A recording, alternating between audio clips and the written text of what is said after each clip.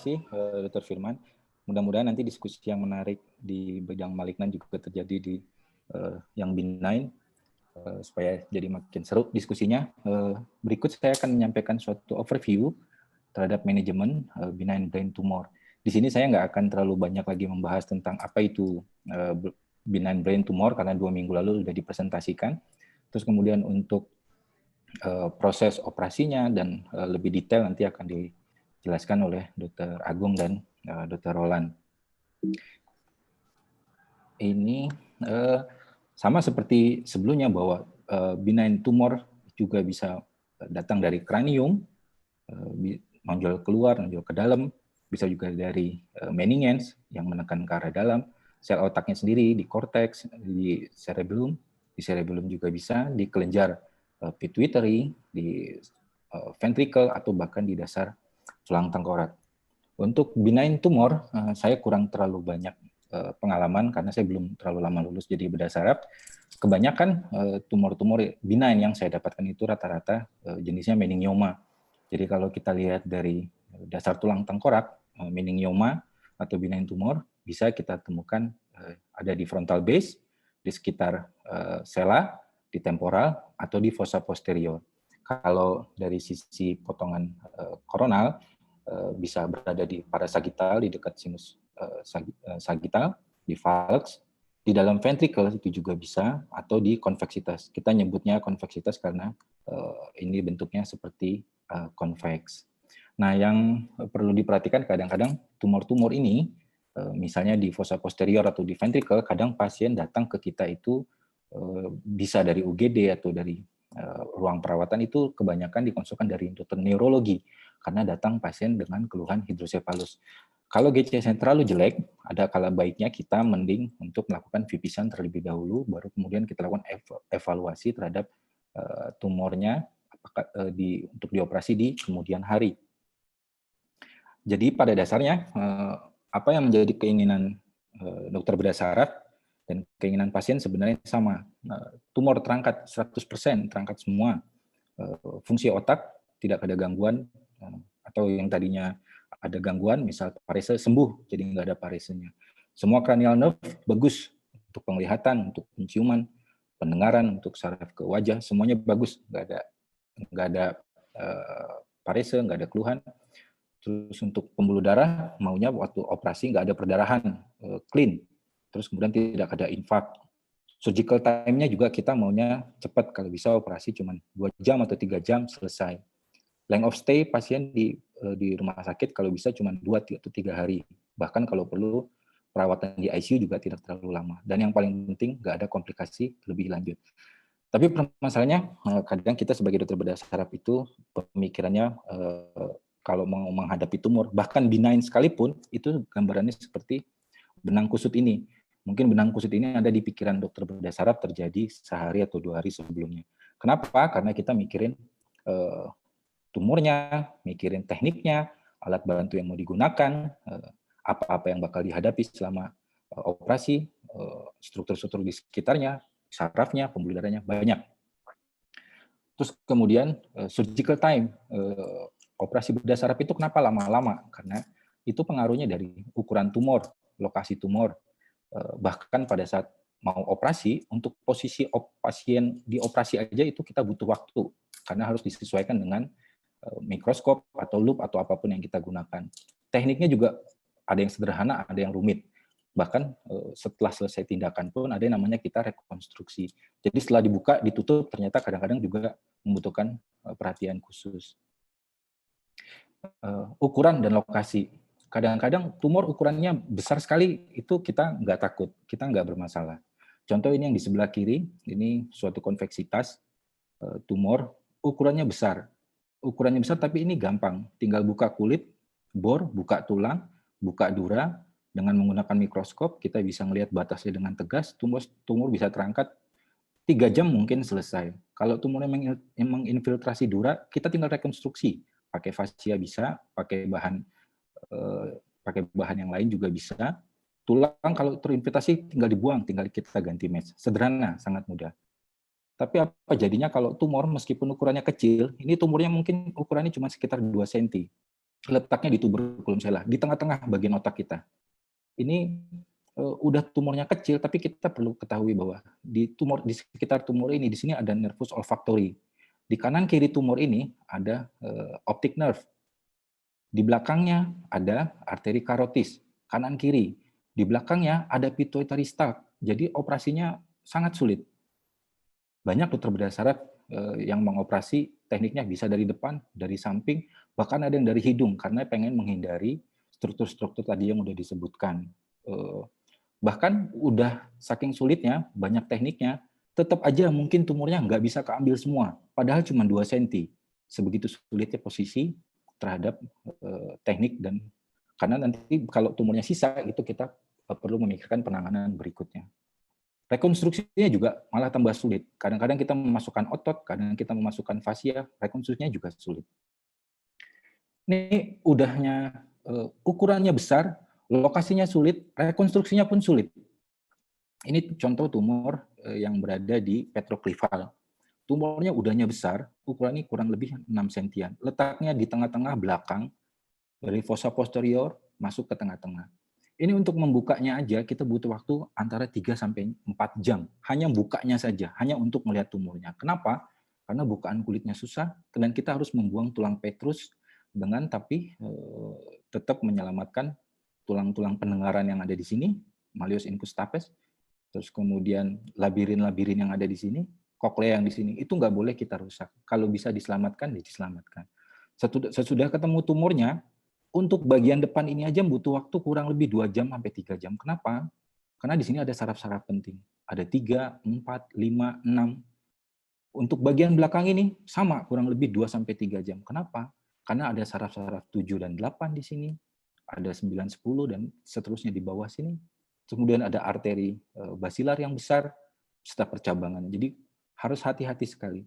Setelah itu, udahnya sulit dicapai, bahkan mungkin tumornya agak susah untuk diambil semua. Kenapa?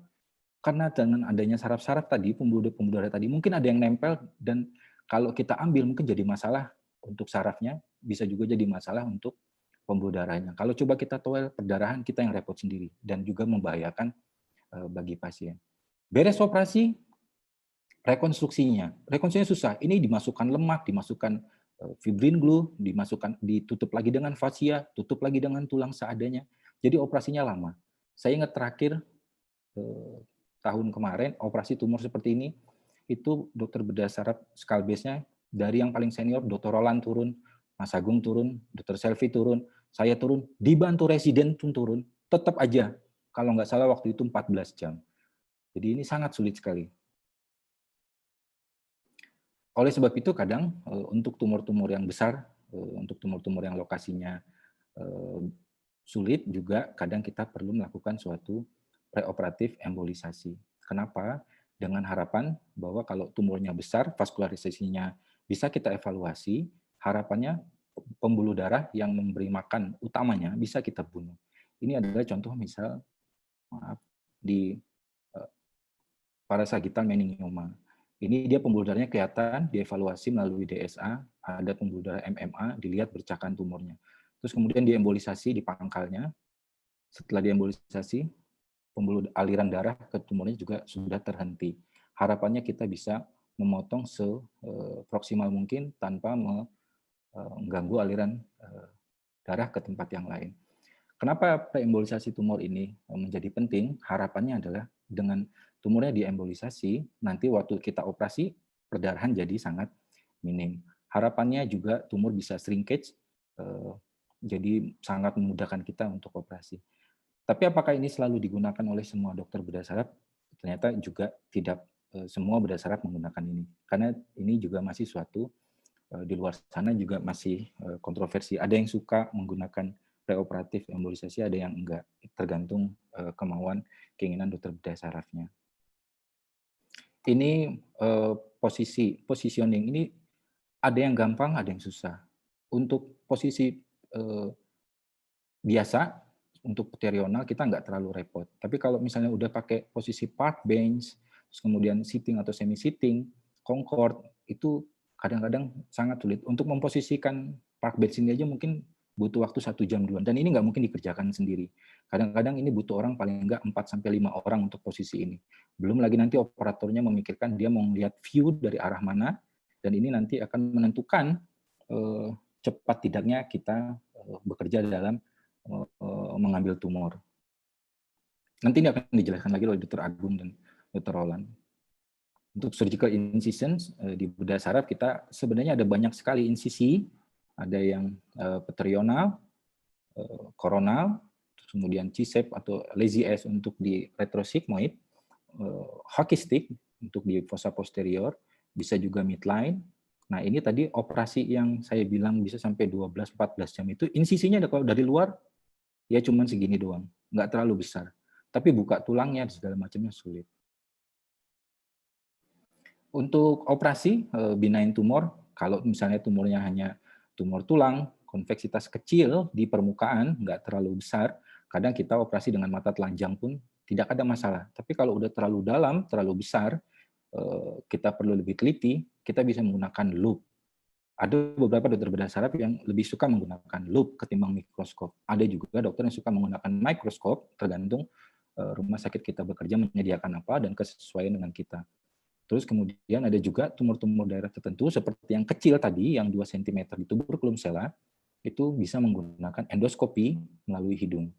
Nah ini mikroskop kita nyebutnya exoskop, ini baru kurang lebih 1 atau 2 tahun terakhir, operasi menggunakan ini bisa menggunakan kacamata 3D, jadi kayak main video game aja.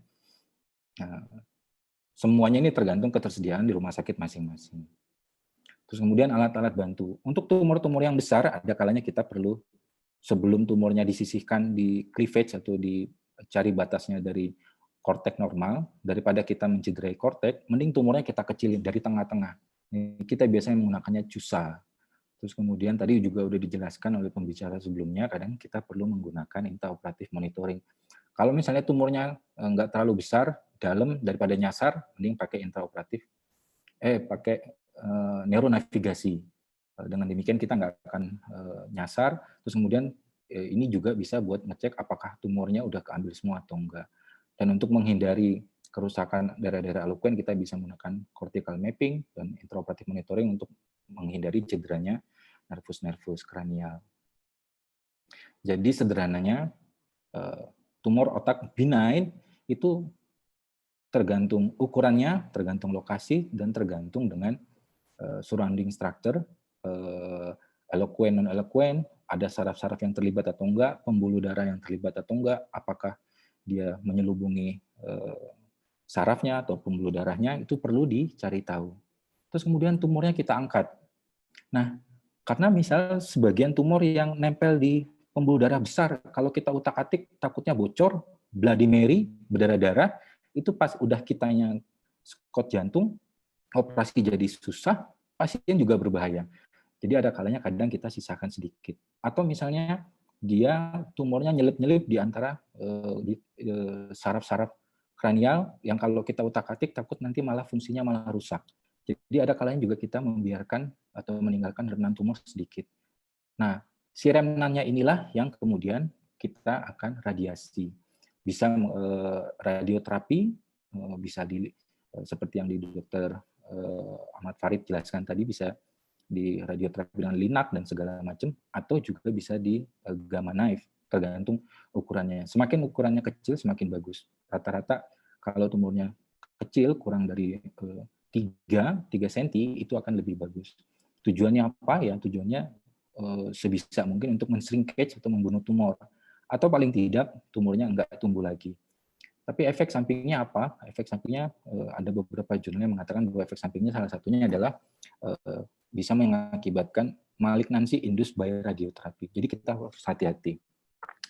Intinya yang terakhir untuk operasi benign tumor, bahkan untuk yang benign sekalipun, tumor otak itu yang perlu kita lakukan setelah operasi adalah follow up rutin. Kita nggak tahu apa, meskipun benign, apakah tumornya nggak akan tumbuh lagi. Kita nggak akan pernah tahu. Kalau misalnya waktu operasi kita sisakan ada sisa tumor sedikit saja, kita nggak tahu apakah itu tumornya akan tumbuh lagi atau enggak. Kita radioterapinya berhasil atau enggak. Jadi kita yang paling penting selanjutnya adalah follow up. Kita perlu follow up untuk mengetahui pertumbuhannya melalui CT scan kontrol, misalnya 1 bulan, 2 bulan, 3 bulan, tergantung bedah sarafnya, juga tergantung klinis. Mungkin itu dulu dari saya sebagai suatu overview.